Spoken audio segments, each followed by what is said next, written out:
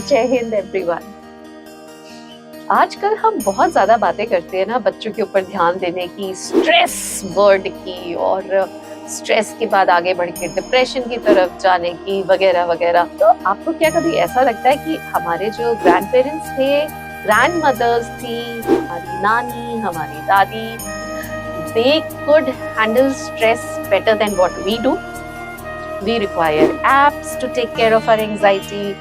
We want therapists, we want slots, and we want to be taken care of. मुझे तो frankly ऐसा लगता है कि ग्रैंड मदर्स, हमारी नानी दादी handled stress much better than what we do. I'll prove it to you one by one. Let me start.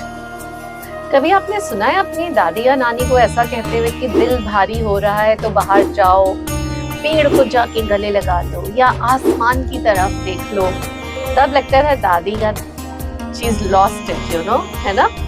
बड़ा ही वियर्ड बात कर रही है। But today we call it grounding. Why do we do that? Because जब व्यक्ति अंदर से टूट रहा हो ना, तो जरूरी है किसी ऐसी चीज को पकड़ा जाए जो अलाइव है, which is nature, which is part of you. And when you look at up in the sky, you realize कि your problem is very छोटा सा, and there is this vast universe in front of you.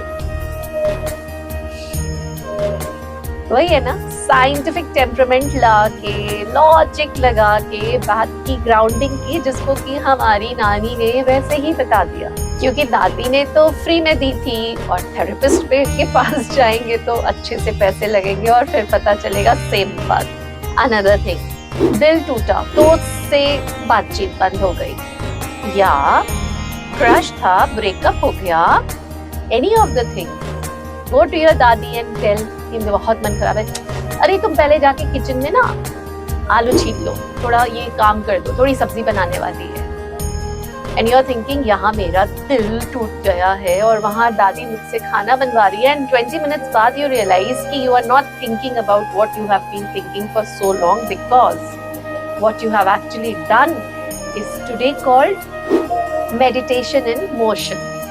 Brain ने क्या किया? Obsessive thoughts को छोड़ दिया और हमें लगा दिया राइट डायरेक्शन में, जिसको कि हमने आज की भाषा में, जैसा कि मैंने पहले कहा, मेडिटेशन की बात कर दी व्हाइल वी आर वर्किंग। वो मोशन है, उसमें हम हमारे थॉट्स जो है वो क्लियर हो रहे हैं। और अनदर थिंग, बहुत जोर से गुस्सा आ रही है, आज बहुत गुस्सा आ रहा है, अच्छा थोड़ा झाड़ू पोछा कर लो। क्यों भाई, क्यों करे? पर उसी को जब हम करते हैं तो हम रियलाइज करते हैं कि जब हम पोछा कर रहे हैं तो गंदे पानी के साथ हमारे जो नेगेटिव थॉट्स हैं वो भी गायब होते जा रहे हैं। We breathe easy, we calm down, anger गायब। What is that called now? Movement हुआ, पानी था, जमीन से कॉन्टैक्ट हुआ, और इन सब का इम्पैक्ट पड़ा हमारी मेंटल हेल्थ पर।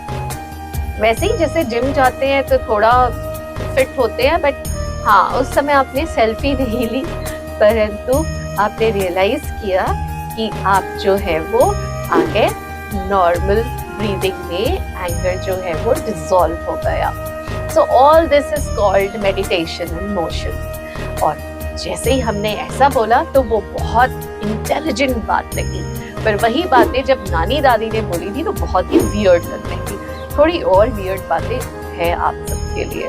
कभी हुआ है कि लड़ाई हो रही है और आपकी नानी पीछे से बोल रही है, अरे पहले खाना खा लो? क्यों बोला जाता था? क्योंकि उनको पता था कि खाली पेट जो है वो लॉजिक नहीं ढूंढ पाता, काम नहीं करता।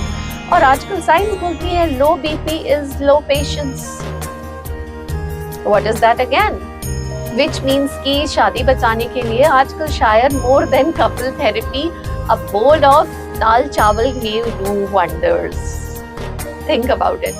Have you heard about switching on the vagus nerve, the boss of relaxation switch? रोना आ रहा है, परंतु दादी कह रही है गाना गा लो, और गाना गाने से होगा क्या? आवाज भराई हुई है, पर वो भराई हुई आवाज ने गाना गाना शुरू किया धीरे धीरे, मन शांत हुआ और वो जो रिलैक्सेशन का बॉस स्विच है वेगस नर्व वो एक्टिवेट हो गई।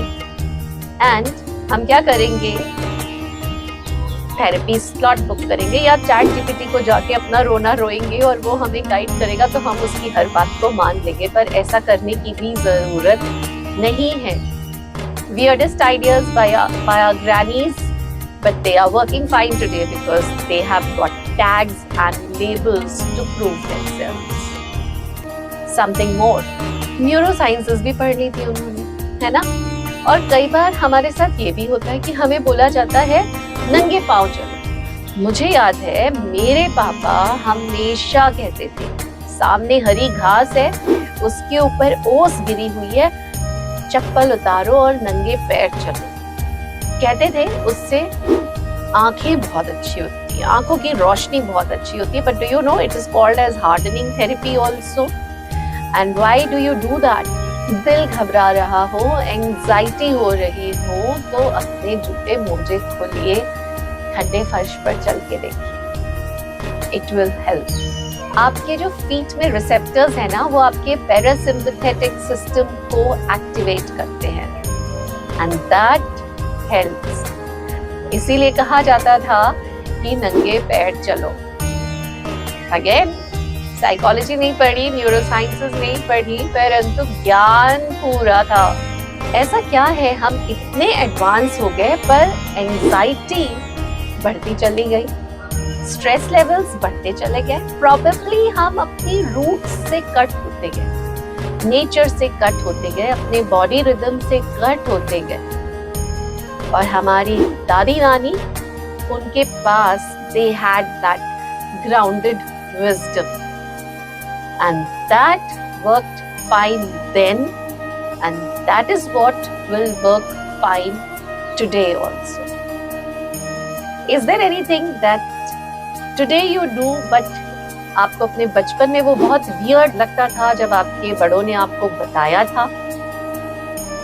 कमेंट्स में जरूर डालिएगा, हम जानना चाहते हैं और कौन कौन सी ऐसी चीजें हैं जो weird होकर भी आज की डेट में लॉजिक बनकर सामने आ रही है। Think about it and start acting on it. अपनी जड़ों से जुड़ने का समय आ गया है, नंगे पांव घास पे चलने का समय आ गया है, पेड़ों को गले लगाने का, आसमान की ओर देखने का समय आ गया है। टेक केयर, जय हिंद।